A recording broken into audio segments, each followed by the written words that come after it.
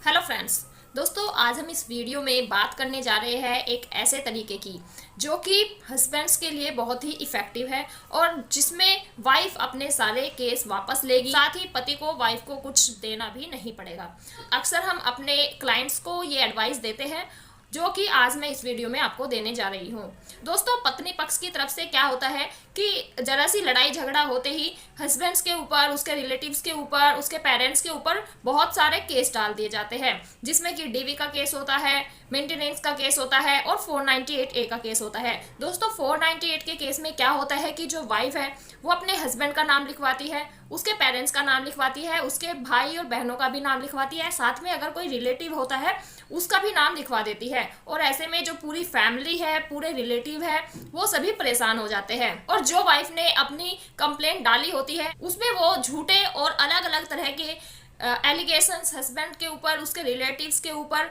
और उसके पेरेंट्स के ऊपर लगाती है, जिसमें बिल्कुल भी सच्चाई नहीं होती है। तो ऐसे में दोस्तों, हस्बैंड पक्ष पूरी तरह से परेशान हो जाता है और वो इन सब चीज़ों से जल्दी छुटकारा पाना चाहते हैं। तो दोस्तों, आज मैं इस वीडियो में आपको ये बताऊंगी कि इन सब चीज़ों से हस्बैंड और उसके रिलेटिव्स कैसे जल्दी से जल्दी अपना पीछा छुड़ा सकते हैं और कैसे पत्नी को सबक सिखा सकते हैं।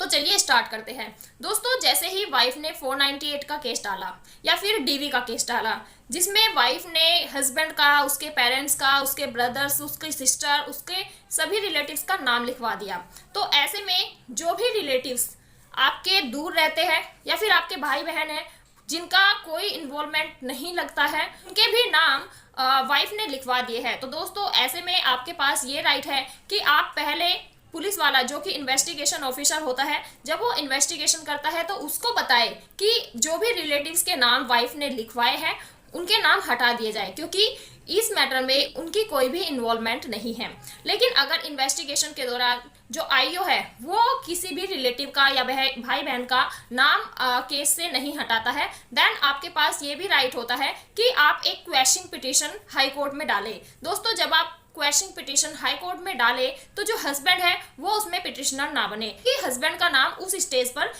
कंप्लेंट से नहीं हट सकता है। तो ऐसे में जो हस्बैंड है वो ये गलती ना करे कि वो अपना भी नाम क्वेश्चन पिटीशन में डाले, वो सिर्फ अपने पेरेंट्स का या फिर अपने बहन भाई का या फिर जो रिलेटिव्स है जिनका नाम अननेसेसरी लिखवा दिया गया है उनके लिए एक क्वेश्चन पिटीशन हाई कोर्ट में डाले और वहां से उन लोगों का नाम अपने कंप्लेंट से या अपने केस से हटवा ले। और ऐसे में दोस्तों क्या होता है, जब आप हाई कोर्ट में अपनी क्वेश्चन पिटीशन डालते हैं और कोर्ट सारे फैक्ट्स जानने के बाद कोर्ट को ये लगता है कि जिन भी रिलेटिव्स का या फिर जिन भी ब्रदर और सिस्टर का केस में कोई भी इन्वॉल्वमेंट नहीं है, वो दूर रहते हैं, अलग स्टेट में रहते हैं,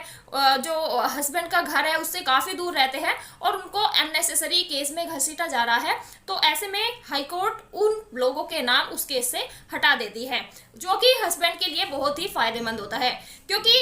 जब हमने अपने रिलेटिव्स के नाम हाई कोर्ट से क्वेश्चन डाल करके हटवा लिए हैं, तो ऐसे में जो हाई कोर्ट का ऑर्डर होता है वो आपके लिए बहुत ही फायदेमंद होता है। अब या तो आप इन्वेस्टिगेशन के दौरान अपने रिलेटिव्स का नाम हटवा लीजिए, अगर वहां से नहीं हटता है देन आप हाई कोर्ट में क्वेश्चन डाल करके वहां से अपने रिलेटिव्स का नाम हटवा सकते हैं। और जब लोअर कोर्ट में जिसमें केस चलना है उसमें मजिस्ट्रेट के सामने पुलिस के द्वारा चार्जशीट फाइल कर दी जाएगी और मैटर आएगा चार्ज की स्टेज पर, तो वहां पर भी आप मजिस्ट्रेट को, जज साहब को ये बता सकते हैं कि वाइफ ने अननेसेसरी इन रिलेटिव्स का नाम भी अपनी कंप्लेंट में दिया था, जो कि हाई कोर्ट ने क्वैश करके हटा दिया है। तो दोस्तों, जब आप ये चीजें जज साहब के सामने रखेंगे तो उस चीज का आपके केस पर बहुत ही पॉजिटिव इफेक्ट पड़ेगा। जैसे ही मैटर चार्ज पे आता है और चार्ज फ्रेम हो जाता है, देन आपके जो रिलेटिव्स है जिनका नाम वाइफ ने अपनी कंप्लेंट में डाला है, उनको एक काम करना होता है, उनको अपने अपने स्टेट में जिस भी जगह पर वो रह रहे हैं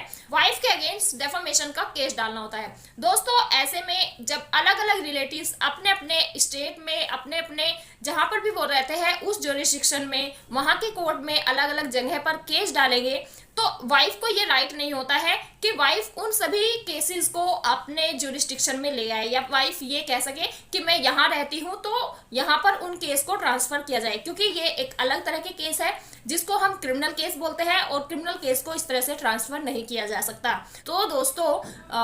उन सभी रिलेटिव्स को वाइफ के ऊपर डेफोमेशन का केस डालना है। अब जैसे ही वाइफ के अगेंस्ट डेफोमेशन का केस जाएगा तो वाइफ और उसके पेरेंट्स वो एकदम से हिल जाएंगे, क्योंकि दोस्तों क्या होता है कि वाइफ को हमेशा ये होता है कि वो बेचारी है और उसको और जो उसके पेरेंट्स होते हैं उनको भी ये लालच रहता है कि हस्बैंड से कैसे भी पैसा लिया जाए। वाइफ भी यही चाहती है कि उसको हस्बैंड से अच्छा मेंटेनेंस मिल जाए। लेकिन जब हस्बैंड के रिलेटिव्स की तरफ से वाइफ के ऊपर केस डाल दिए जाएंगे और वाइफ को उन सभी स्टेट में डेट पर जाना होगा, तो यहाँ पर जो वाइफ है और उसके जो पेरेंट्स है वो उनकी ईगो हर्ट हो जाएगी, क्योंकि अक्सर यही होता है कि जो लड़का है या उसके पेरेंट्स हैं उन्हीं को दूसरे स्टेट में या फिर जहां लड़की रह रही है वहां की कोर्ट में बुलाया जाता है। लड़की को किसी भी कोर्ट में या किसी भी अदर स्टेट में नहीं जाना होता। लेकिन जब सारे रिलेटिव्स अलग अलग स्टेट में अलग अलग जगह पर केस डालेंगे तो ऐसे में वाइफ को उन सभी स्टेट में उन सभी जगह की कोर्ट में खुद ही जाना होगा। अगर वाइफ डेट पर नहीं जाएगी तो 2-4 डेट के बाद में